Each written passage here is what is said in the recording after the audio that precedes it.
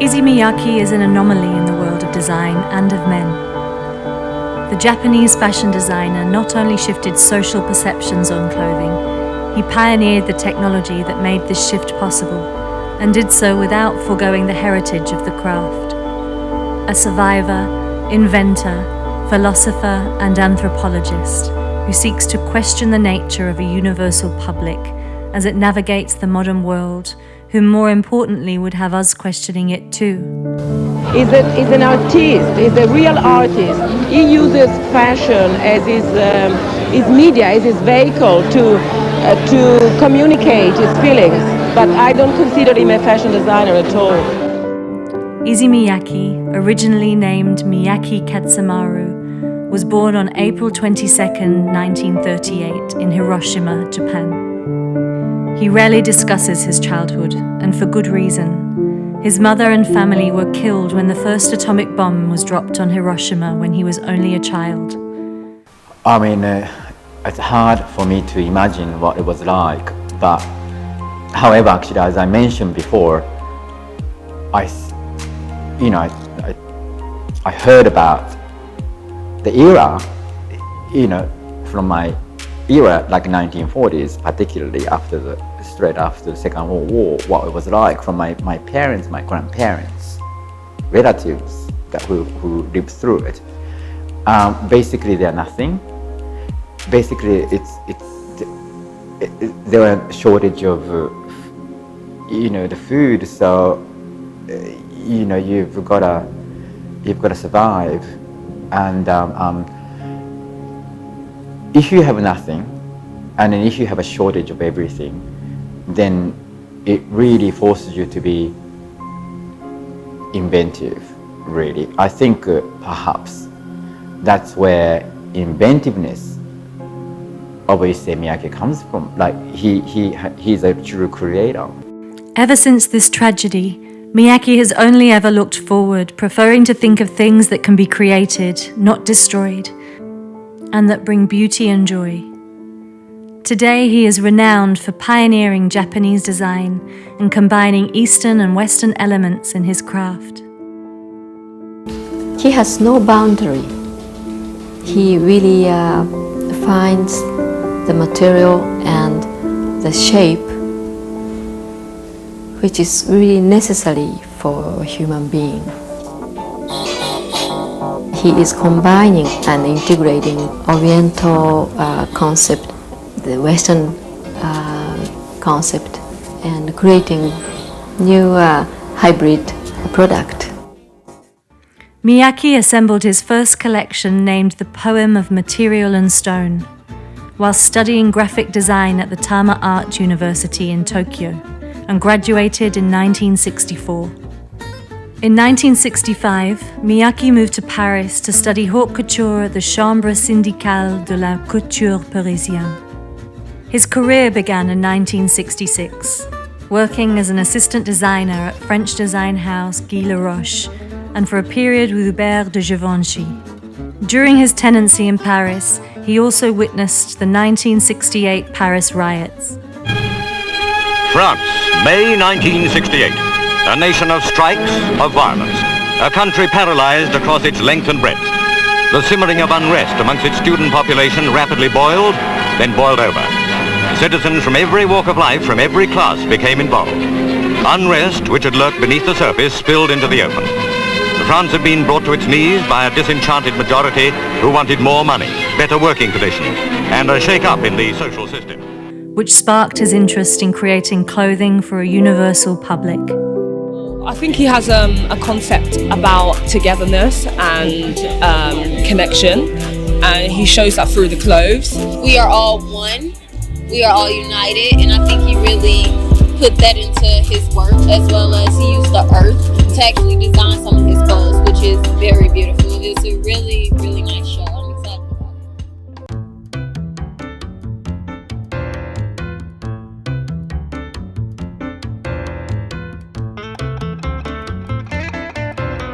In 1969, Miyake left Paris for New York and worked as a designer for the meticulous American fashion designer Jeffrey Bean. Whilst in New York, Miyake also refined his ideas about clothing and the function of fashion.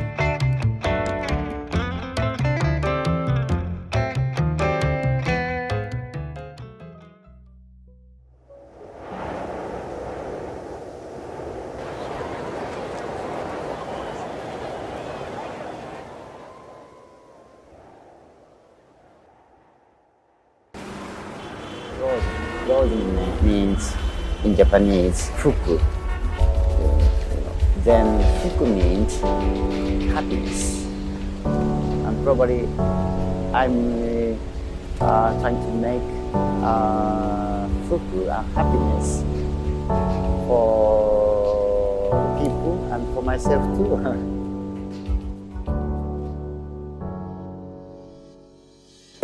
In 1970, Miyake established the Issey Miyake Design Studio in Tokyo. Miyake empowered his team to be more like collaborators, becoming part of the creative process. One artist amongst his studio, Makiko Mingawa, created a Japanese tattoo of rock icons Jimi Hendrix and Janis Joplin. The dress became an icon in and of itself and is now archived at the Kyoto Costume Institute. 3 years later, he would debut in Paris, and from therein, Miyake showcased collections there twice a year and rapidly became a designer whose shows fashionistas couldn't afford to miss. Since the very beginning, Miyake's artistic process has centered on his trademark concept, one-piece cloth, exploring the connection between the body, the cloth used to cover it, and the space and room that is created between the two. It was a pioneering act in tradecraft, which involved cutting garments from a single tube of fabric.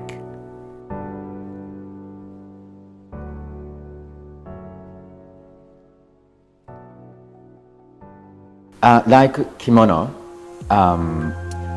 which is a Japanese traditional wear, the kimono made out of one piece of cloth. And I think the concept of one piece of cloth is truly traditional, but the shape he created was modern, something that never came from like 19th, 18th century or prior. So he invented actually the shape we never seen before, but I think concept derived from actually traditional Japanese wear. He invented technology actually, like he has worked with a company where he asked to make something that it's no one's seen it before, and in fact actually that like the company needs to actually to make a particular machine to accept the request. 一番の果たして東洋的かどうかはちょっとわからないんですね。というのはもう昔からギリシャでもあるいはアフリカでもあらゆる民族が一枚のないしは革というところから始まってて、そして今でもインドでは一枚の上にさっと巻くだけとかね。だけどもただ一枚のというものをやっぱりはっきり言えたのはやはり完成度の高い着物という着物が持つそのある意味では非常に合理的な部分もあるし、からきれい文字と人間の体、そしてその動きというですね、それがいわゆる長いこと培われてきたということからやっぱり一枚のというようにつながったのかなと思いますが、ただ一枚のっていうコンセプトはですね、やはり、いずれにしてもデザインというのは長いテーマを長くできるだけデベロップしていきたいのでやるわけですけれども、やはり我々の仕事には秋というのが来たりつまずきが来たりいろいろするときにもう一遍一枚のに戻るわけなんです。それでちょっと違う方向がないかなという意味ですね。そういうテーマを持ったのは幸せだなというふうに思います。The idea was developed in conjunction with Dai Fujiwara, a textile engineer under the banner of the Miyake studio. Miyake also visited ancient production regions to unearth traditional techniques such as dyeing and weaving that were on the brink of extinction. By the late 80s, the designer started experimenting with new methods of pleating that would offer a person flexibility of movement as well as ease of care and production. This resulted in garment pleating, a pioneering new technique that involved cutting and sewing the garment first, and then sandwiched between layers of paper and fed into a heat press where they were pleated. The fabric's memory is what actually held the pleats together. Shortly after this revolution saw the birth of his Pleats Please Issey Miyake line in 1993. Taking inspiration from the Frankfurt Ballet, Miyake stunned the world with his heat-set polyester garments that challenged a new level of function, movement, and design.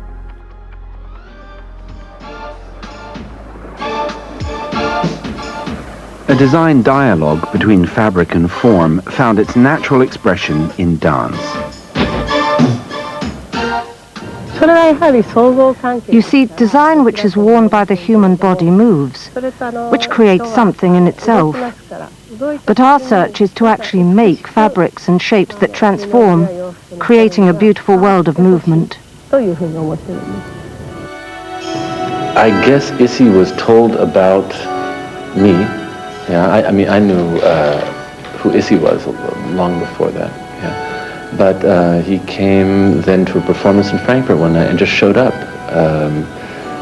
backstage. And we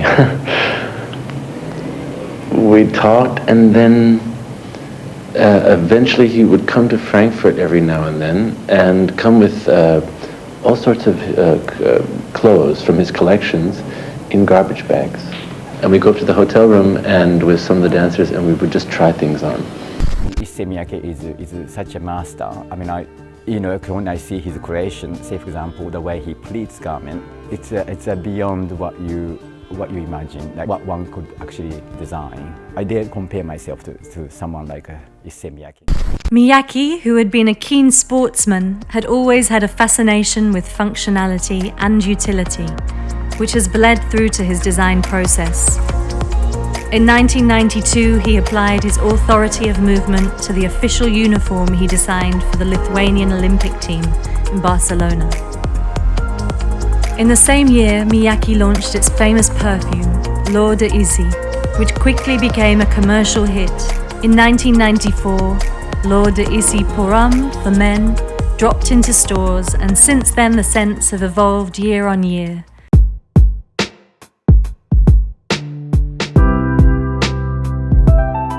L'Or d'Issey's Pure Nectar de Parfum will mark the latest offering from the house, which continues to produce the highly coveted fragrances with the Beauté Prestige group of Shiseido, whom incidentally has successful ties to a number of notable designer perfumes.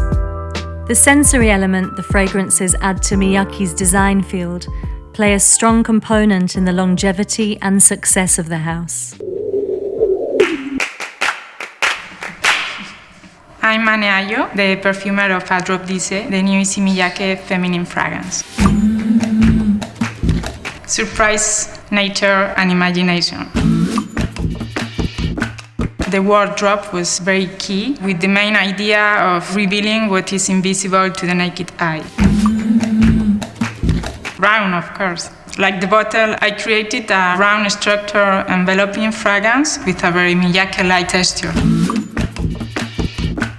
The lilac is a silent flower. This means that in perfumery we cannot extract the fragrance from the flower. The surprises that I recreate the smell of the lilac in great detail, as if I was putting the flower in a studio. The lilac, for this transparent florality, I used almond milk because it gives a unique pleasure signature to the fragrance, and I use the musk. We round this fragrance with this musky and addictive effect. both. It was important to me to find the perfect balance between the creativity of synthetic raw materials and the beauty of the naturals. By reducing the harvest, we protect also the nature.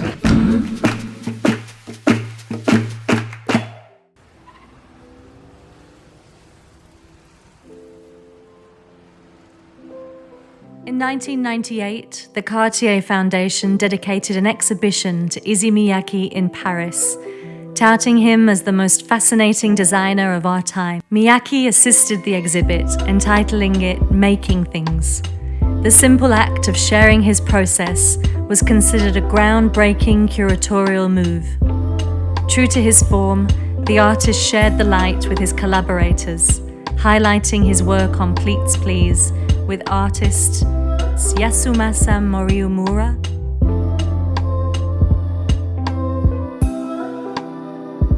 Tim Hawkinson, Nobuyoshi Araki,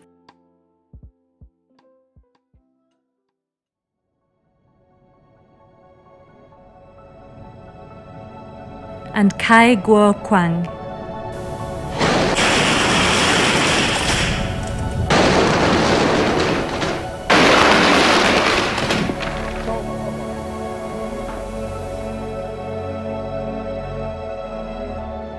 Following the event, Philippe Tretiak from Elle magazine stated, "He has never ceased to search, interrogate, or scrutinize his materials, and he has drawn various replies and signs in order to design what might be the clothing of the future.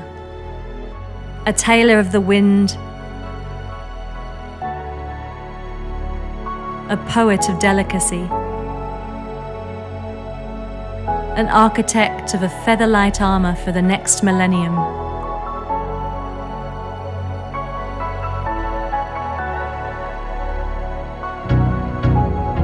Miyake, year after year, is becoming the master and the guru of the most fluid modernity.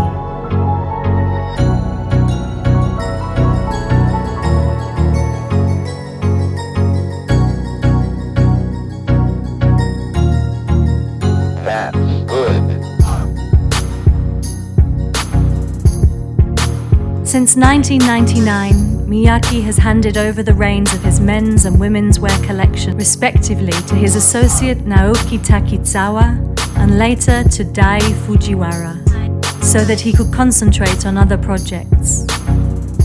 Yoshiyuki Miyami would come on board in 2011 to take over the women's wear line.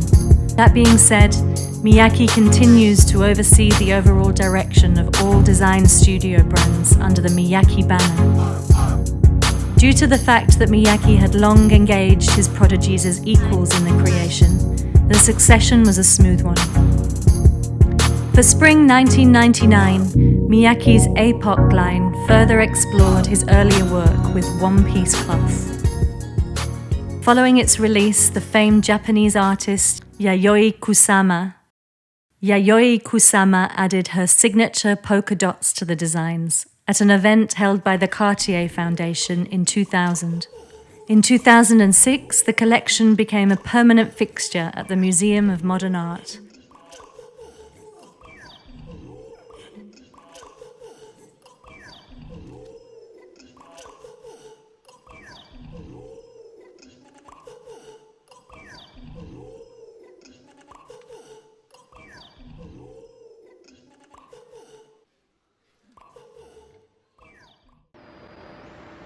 というような仕事はですね、決して物をデザインする、それを商品化するというですね、モデルチェンジの仕事ではないということがですね、これから基本になっていくんじゃないだろうかと思ってるんですね。だからそういう意味で、少し、もっと社会をのことを考え、それから生きるということを考え、そしてやっぱり楽しむとか喜びとかそういうものがないとこの仕事はなかなか難しくなるだろうと思いますし、それからもう一つは21世紀はカテゴライズするのがだいぶ好きな時代で、我々はそのカテゴライズをどんどん破ってきてるわけですが、やっぱりいろんな人たちが一緒になって仕事を同時代生きてる人間がね、いろんなことを考える、話し合うということはすごい必要ではないかなと思ってるんです。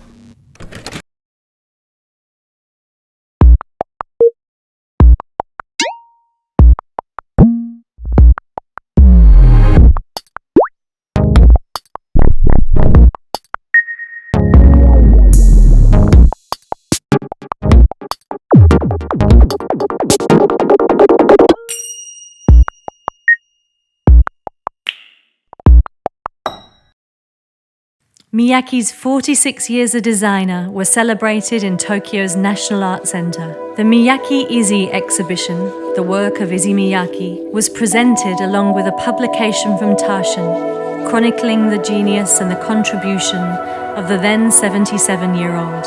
Rather than contemplating his legacy, Miyake used the event to discuss his latest fascination into the culture of paper, ever looking forward, ever dedicated to his research, making him ultimately ahead of his time. Issey Miyake is absolutely timeless. There's nothing can compare to it. It's feminine and it's handmade and the aesthetic is organic, and I think that's something that is really important and relevant right now in fashion.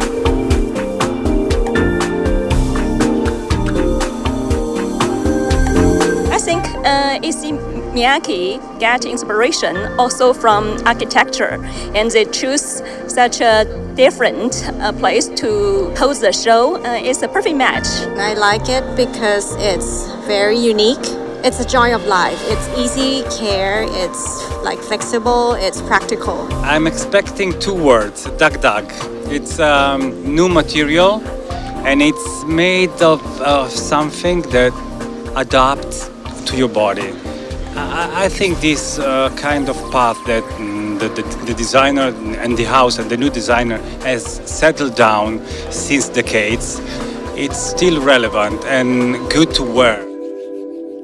For Resort 19, Yoshiyuki Miyame continues to deal in the house's signature use of high-tech fabrics, contrasted with themes of nature. Whilst the Spring-Summer 19 showcase included a new fabrication, a urethane mesh known playfully as Dodo, which rooted in the tradition of the brand allows the wearer to bend and mold the garments at will.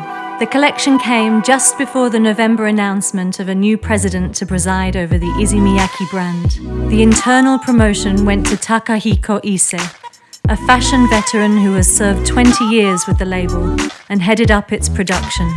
Issey will be guided by former president Masakatsu Nagatani, who will stay on as an advisor. It is said that current internal shifts could mark a new direction for the house while still remaining true to its core concepts: functionality, comfort, and technique. As for Miyake, now in his 80th year, this renegade of fashion continues to surprise us.